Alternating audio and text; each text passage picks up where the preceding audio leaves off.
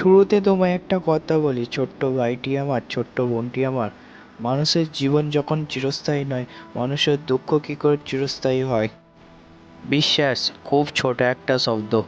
এটা পড়তে 1 সেকেন্ড সময় লাগে, ভাবতে কয়েক মিনিট লাগে, বুঝতে কয়েক দিন লাগে, আর প্রমাণ করতে সারাটা জীবন লাগে। কথাগুলো মন দিয়ে শুনবেন, আশা করি।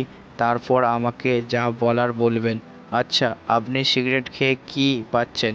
অনেকেই বলবেন শান্তি। আচ্ছা, আপনার কষ্ট কিসের? অনেকে বলবেন প্রেমে ছ্যাঁকা খেয়েছি, সেই কষ্ট ভুলে থাকার জন্যে সিগারেট খেয়ে থাকি, এতে শান্তি পাই।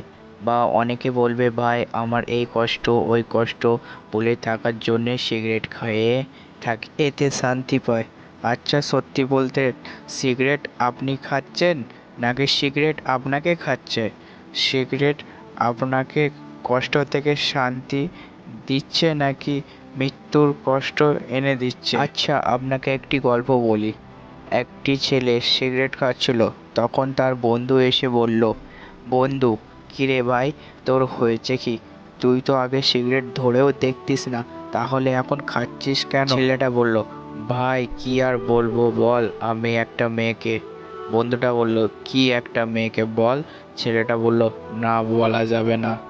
বন্ধুটা বলল, বন্ধু মনে করে বল, এতে তার কষ্ট কমবে। ছেলেটা বলল, আচ্ছা শোন, আমি একটা মেয়েকে অনেক ভালোবাসতাম, কিন্তু সে আমার সাথে ভালোবাসার নামে খেলা করেছে। সেই কষ্ট ভুলে থাকার জন্যে সিগারেট খায়। বন্ধু বলল, ভাই সব শুনলাম এবং বুঝলাম, এবার আমি তোকে একটা কথা বলি। সিগারেটে তোকে শান্তি না মৃত্যুর কষ্টের দিকে নিয়ে যাচ্ছে।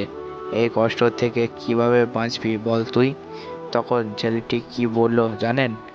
ছেলেটা বলল, আল্লাহ বাঁচাবে। হেসে দিয়ে বলল, বন্ধু ভাই শোন, আল্লাহ কি এটা বলেছে তোমরা সিগারেট খাও আর নিজেদের মৃত্যুর কষ্ট ডেকে আনো, আমি তোমাদের রক্ষা করব? না, এটা বলেনি। তিনি বলেছেন তোমাদের আমি রক্ষা করব, কিন্তু তোমরা নিজেরাও সাবধান থেকো। ছেলেটি তার বন্ধুর কথা শুনে আর কিছু বলতে পারল না, শুধু বলল। ছেলেটা বলল, তখন বন্ধুটা বলল, বন্ধু, আমি তোকে একটা কথাই বলতে চাই, এখন শোন, তুই নামাজ পড়, সব কষ্ট ভুলে যাবি। বিদ্রোহ ও কষ্ট থেকে বাঁচতে সিগারেট না, নামাজ পড়ুন।